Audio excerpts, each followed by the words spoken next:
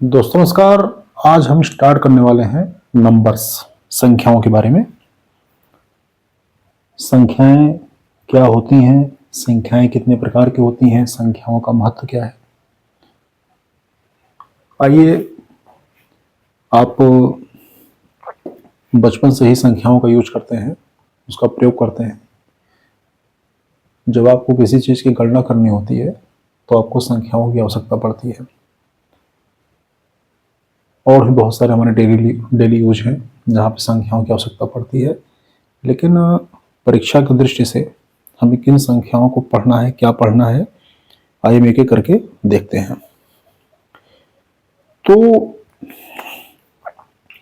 संख्याएं बेसिकली दो प्रकार की होती हैं।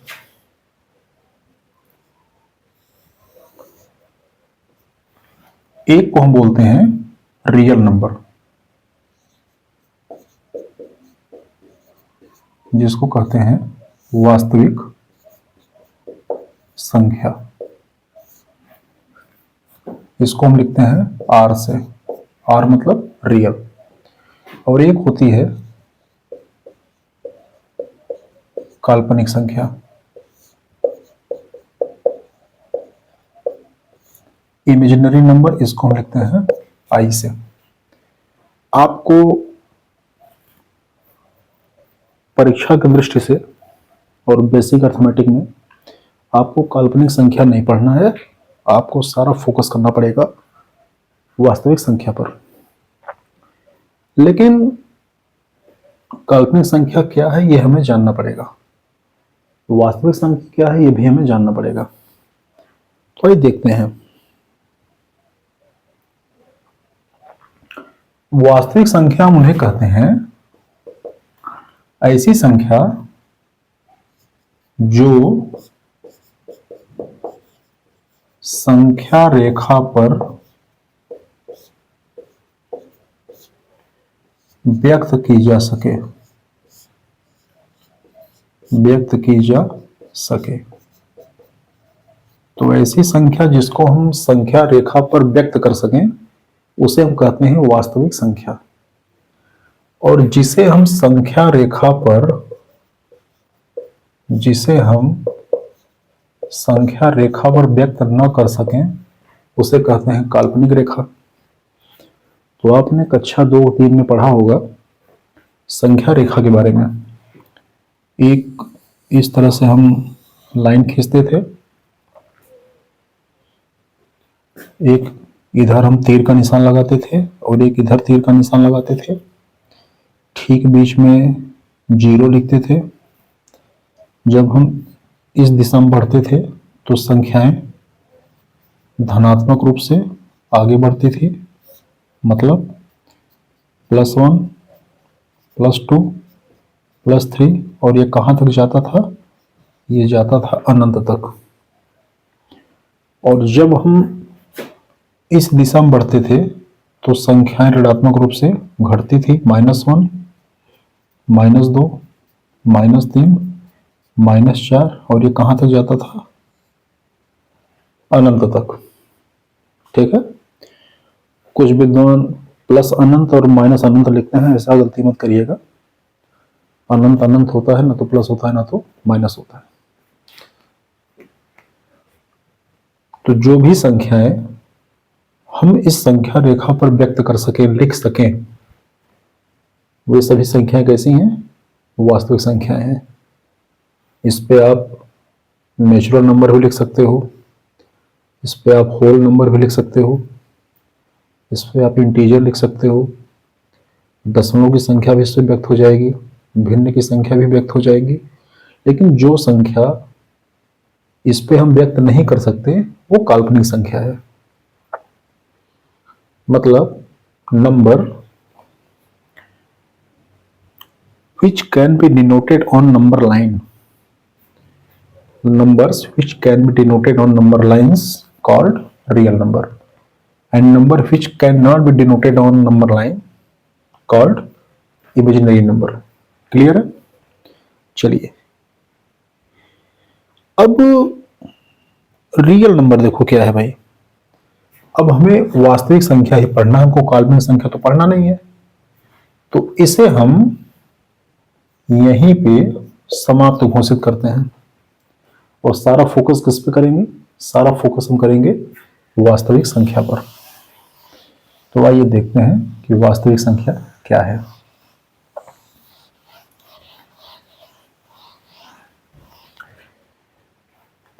वास्तविक संख्या भी दो टाइप की है। रियल नंबर भी कैसा है? दो टाइप का है। एक को हम बोलते हैं परिमेय संख्या,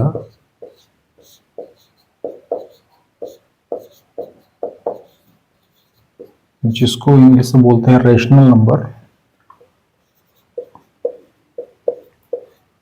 और दूसरे को बोलते हैं अपरिमेय संख्या, इर्रेशनल नंबर। परिमेय संख्या की डेफिनेशन क्या है? परिमेय संख्या की डेफिनेशन क्या है उसको देखो, समझो। ऐसी संख्या को जिसे हम P बाई क्यू के रूप में लिख सके, P बाई क्यू के रूप में लिख सकें, लेकिन शर्त क्या है? Q का मान शून्य नहीं होना चाहिए। मतलब ऐसी संख्या जिसको हम अंश बटा हर के रूप में लिख सके, लेकिन हर जो है वो शून्य नहीं होना चाहिए।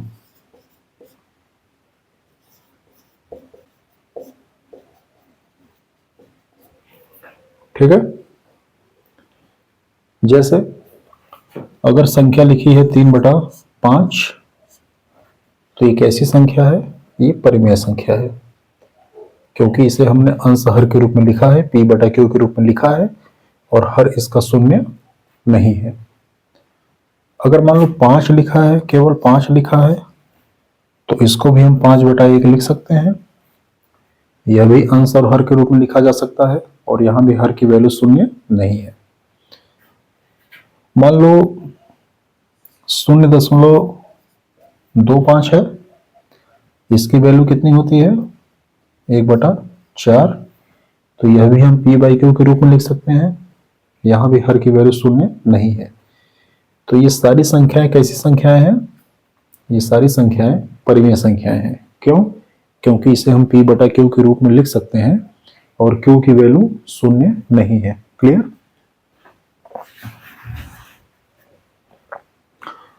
अगला देखिए। अब ऐसी संख्या जिसे हम P बाई Q के रूप में न लिख सकें, ऐसी संख्या जिसे हम P बाई Q के रूप में न लिख सकें, उसे हम कहते हैं अपरिमेय संख्या। जैसे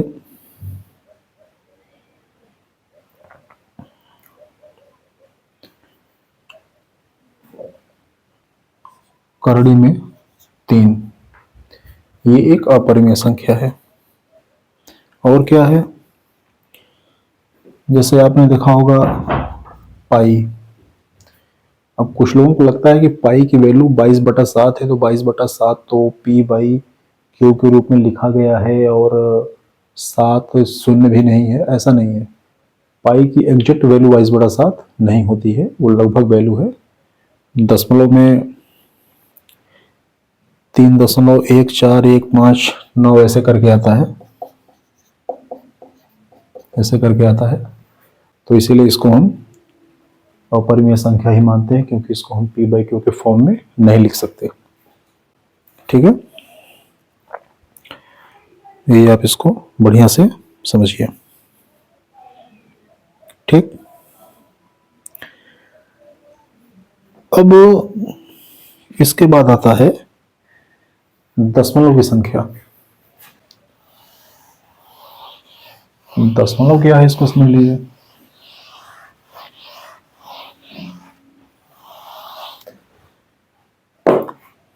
अब आप कितना जानते हैं मुझे नहीं पता। अगर 1.1 6 लिखा हुआ है, तो इसका मतलब आप क्या समझते हैं? इसका मतलब मैं जो समझता हूं, मैं बता रहा हूं, जो भी संख्या है वो 1 से अधिक है और क्या है, 2 से कम है। कितना है? ये 1.6 क्या है? 1 से अधिक है और 2 से कम है। या तो ये 1 के बाद सीधा 2 हो जाता, कोई दिक्कत नहीं थी, लेकिन ये 1 के बाद सीधा 2 न होके 1.6 पे ही रुक गया। तो हमको ये समझ आ गया कि यह संख्या 1 से अधिक है और 2 से कम है। यहीं पे दशमलव का कॉन्सेप्ट आता है। कैसे? देखो, ये नंबर लाइन है, यहां है 0, यहां है -1, यहां है +1, यहां है +2। क्लियर? ये है 1.6। इसका मतलब कि हमारे पास जो कुछ भी है वो एक तो पूरा है। ठीक? अब ये 0.6, दशमलव देखो क्या है, यूनिट का 10वां भाग। दशमलव क्या है? दशमलव है यूनिट का 10वां भाग। मतलब अगर हमारे पास एक यूनिट है तो इसको हम 10 बराबर टुकड़ों में डिवाइड करें तो जो एक टुकड़ा मिलेगा वो 1/10 होगा। और ये 1/10 क्या है? इसी को हम लिखते हैं 0.1। बस में यूनिट का 10वां भाग क्या है? वो है 1/10 है। अगर हमारे पास कोई चीज एक है, हमने उसके 10 भाग किए, 10 बराबर बराबर भाग किए, तो जो एक भाग अपने आप में बचेगा वो क्या होगा? 1/10 होगा। और इसी को हम क्या कह रहे हैं? इसी को हम कह रहे हैं 0.1। मतलब 1.6 एक तो पूरा है और 1 और 2 के बीच में हम 10 भाग करेंगे। तो 1, 2, 3, 4, 5, 6, 7, 8, 9, 10। ये 10 भाग हो गया। और हमें लेना कितना है? हमको लेना है 6 भाग। 1, 2, 3, 4, 5, 6। ठीक? तो ये कितना आ गया? ये आ गया 0.6। 0.6 कैसे? 1 भाग 0.1 के बराबर था, हमें 6 भाग लेना है, तो कितना हो गया ये? 0.6। इसका मतलब कि यहां से लेकर यहां तक कितना आया? 1.6 आया। क्लियर है? बात समझ आ गई? ये है दशमलव का कॉन्सेप्ट। एक बार फिर से इसको समझते हैं।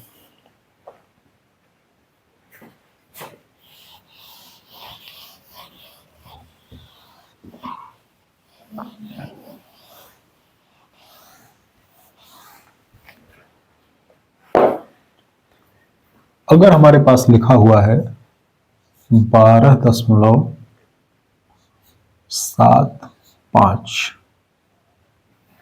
ठीक? अब देखो यहां पे क्या है, जब दशमलव के बाद एक अंक है तो ये होता है यूनिट का 10वां भाग। क्या होता है? यूनिट का 10वां भाग। लेकिन जब दशमलव के बाद 2 अंक हो जाता है तो इसको हम क्या कंसीडर करते हैं? यूनिट का 100वां भाग। ठीक है? मतलब हम जैसे ही दशमलव के बाद इस दिशा में बढ़ेंगे तो वैल्यू 1/10 गुना कम होती जाती है। मतलब दशमलव के बाद पहला स्थान 1/10, दशमलव के बाद दूसरा स्थान 1/10 का भी 1/10, मतलब 1/100, दशमलव के बाद तीसरा स्थान इस 1/100 का भी 1/10, कितना हो जाएगा 1/1000। मतलब दशमलव के बाद एक स्थान 1/10 10वां भाग, दशमलव के बाद दो स्थान 1/100 100वां भाग, दशमलव के बाद तीन स्थान 1/1000 1000वां भाग। क्लियर? मतलब 1/10 गुना कम होता जाएगा। क्लियर भाई? तो जब इतना क्लियर हो गया तो अब इसको समझो ये क्या है। 12.75 का मतलब मैंने क्या समझा? मैंने ये समझा कि जो भी संख्या है वह 12 से अधिक है और क्या है 13 से कम है। ठीक? तो 12 से अधिक और 13 से कम, मतलब जब हमने नंबर लाइन बनाया तो हमने कहा कि यार यहां तक तो 12 आ गया, 0 से शुरू हुआ बढ़ते बढ़ते यहां 12 आ गया, 12 के बाद ये क्या है, ये 13 है। लेकिन ये संख्या ना तो 12 है ना तो 13 है, 12 और 13 के बीच में है। हमने कहा था कि दशमलव के दो स्थान तक अगर जाएगा तो इसका मतलब कि ये 100वां भाग है। तो हम इस 12 और 13 के बीच में 100 टुकड़ा करेंगे। ठीक है? 100 टुकड़ा करेंगे तो लेंगे कितना, 75 टुकड़ा। कितना लेंगे, 75 टुकड़ा। तो वो यहां कहीं आएगा और यही वैल्यू कितनी होगी, 12.75। ठीक है? इसको नोट कर लीजिए एक बार अच्छे से।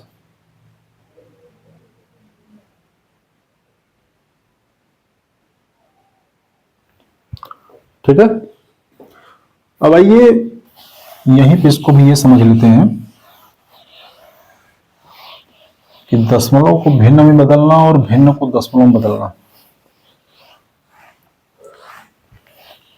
और आगे फिर बताते हैं कि दशमलव के प्रकार कितने होते हैं, इसके टाइप्स कितने हैं। देखो हम लिखेंगे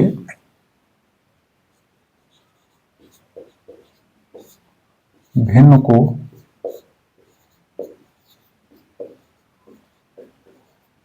दशमलव में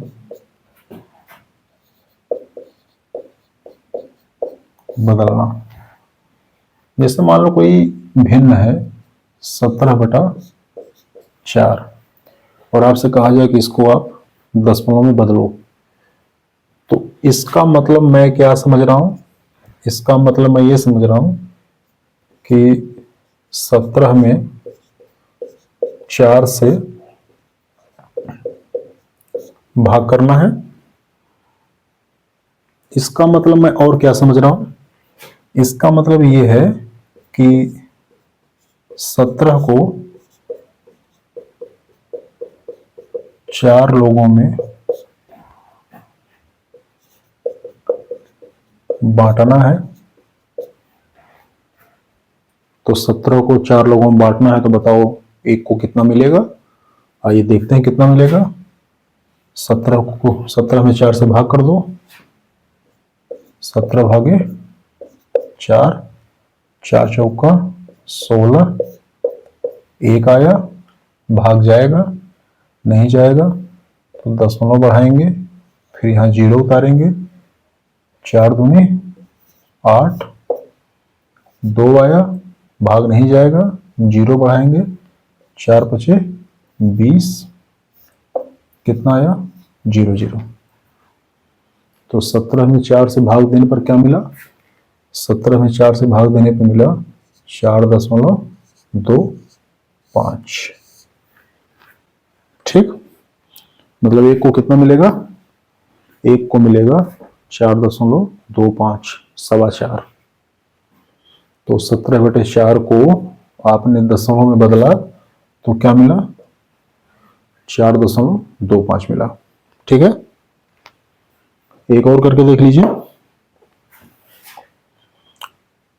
3/8 है, इसे बदलना है दशमलव में, तो क्या करेंगे, 3 में 8 से भाग देंगे, दशमलव क्योंकि भाग तो नहीं जाएगा, तो दशमलव यहाँ लिखेंगे और यहाँ शून्य बढ़ाएंगे।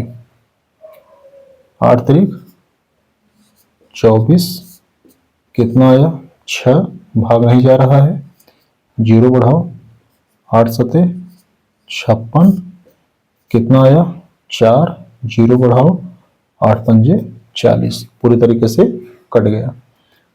तो हमने क्या देखा, 3.8, 3/8 की वैल्यू क्या मिली, 0.375। ठीक है, तो इस तरह से आप भिन्न को दशमलव में बदल सकते हैं। आइए कुछ और देख लेते हैं। अगला है दशमलव को भिन्न में बदलना।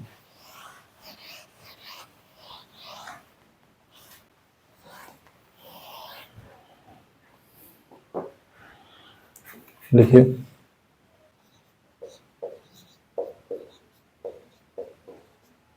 दशमलव को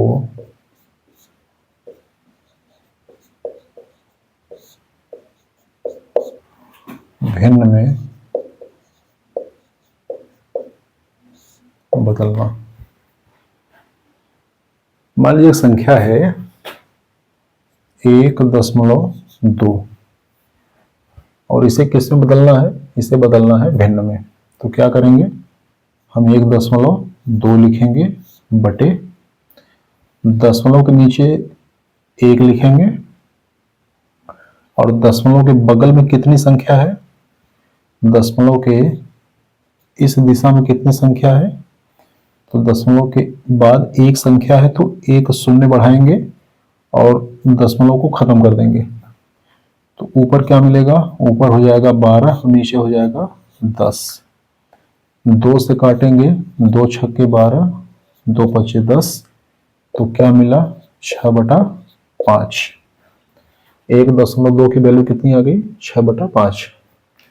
मान लो संख्या होती 0.4। ठीक है, इसको कैसे करते, तो ये हो जाता 0.4, दशमलव के नीचे 1 बढ़ाएंगे और दशमलव के बगल में एक संख्या, तो एक शून्य, दशमलव हटाएंगे, ऊपर बचेगा 4, नीचे बचेगा 10। 2 से काटो, 2 दूनी 4, 2 पंजे 10। ठीक है,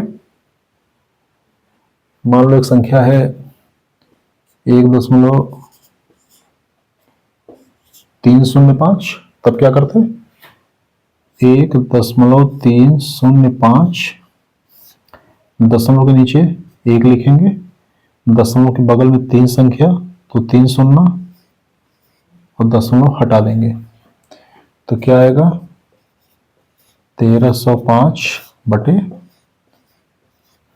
1000।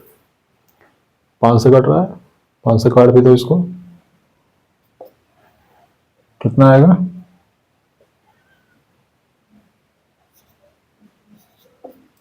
261 बटा 200। ठीक है,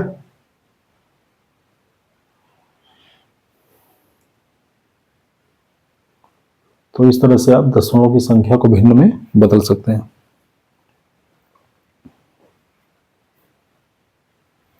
अब आइए दशमलव के प्रकार देखते हैं क्या है।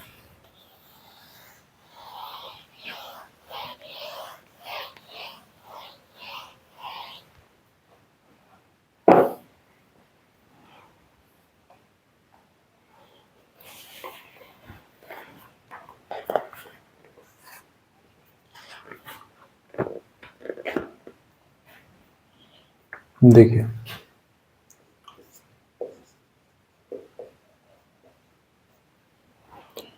डेसिमल कितने टाइप का,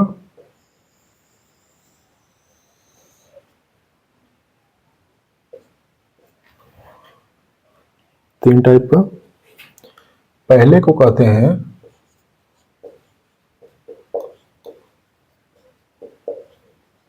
टर्मिनेटिंग डेसिमल, दूसरे को कहते हैं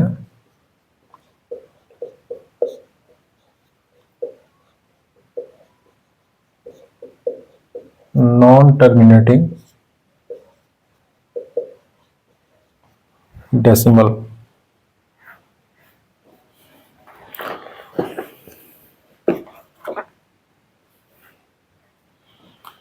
नॉन टर्मिनेटिंग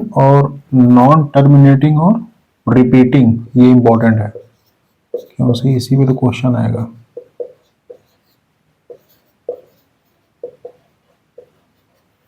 ठीक, और तीसरा होता है नॉन टर्मिनेटिंग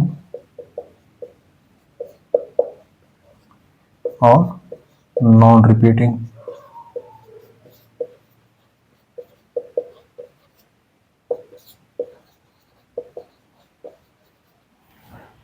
ठीक है, अब टर्मिनेटिंग क्या होता है और नॉन टर्मिनेटिंग क्या होता है उसको समझो भाई। अगर आप भाग दीजिए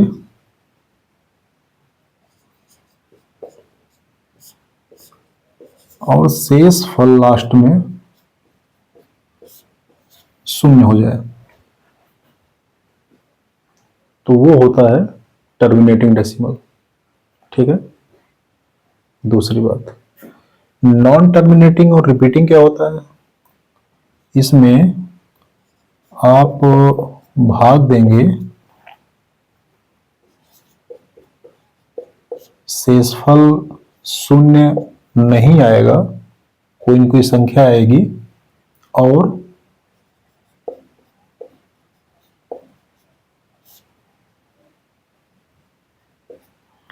भागफल में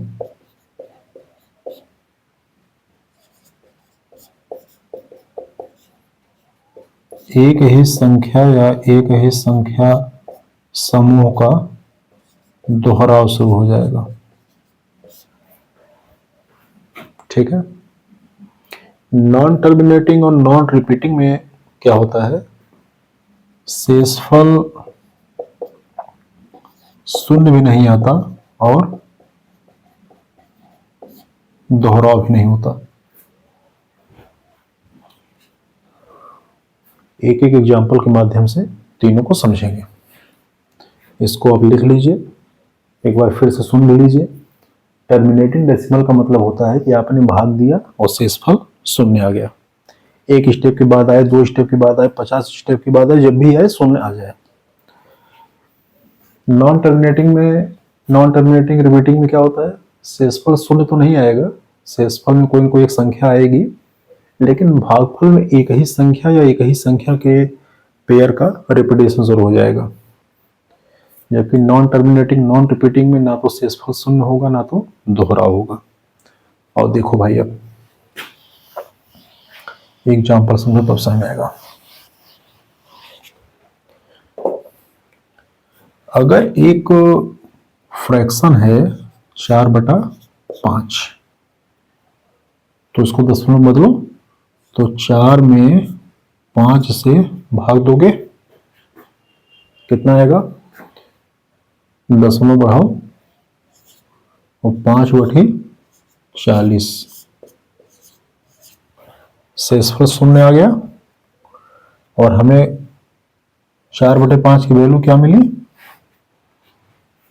हमें 4/5 की वैल्यू क्या मिली, हमें मिली 0.8। खत्म हो गया, सारा प्रोसेस खत्म, अब तो कुछ बचा नहीं है। तो हम कह सकते हैं कि भैया ये जो 4/5 है ना, ये 0.8 के बराबर है। इसे हम कहते हैं टर्मिनेटिंग डेसिमल। आओ एक दूसरी चीज देखो, 2/3 है और इसको हमने बदला दशमलव में, तो 2 में 3 से भाग करेंगे, दशमलव बढ़ाएंगे, 0, 3 छक्के 18, 2 आया, 3 छक्के 18, 2 आया, 3 छक्के 18, फिर 2 आएगा। आप कितना भी स्टेप कर डालिए, ये 0.66666 ही आएगा।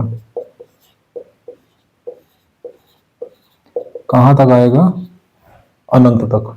कहां तक आएगा? अनंत तक। और शेषफल में ये 2 आता रहेगा। ठीक है, क्लियर?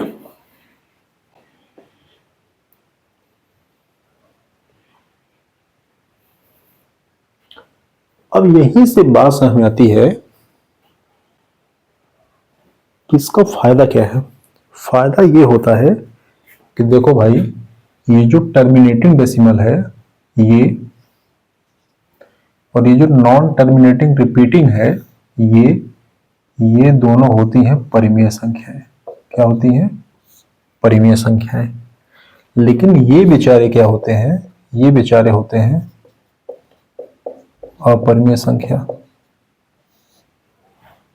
जैसे √2, √2 की वैल्यू निकालोगे तो ये आएगा 1.4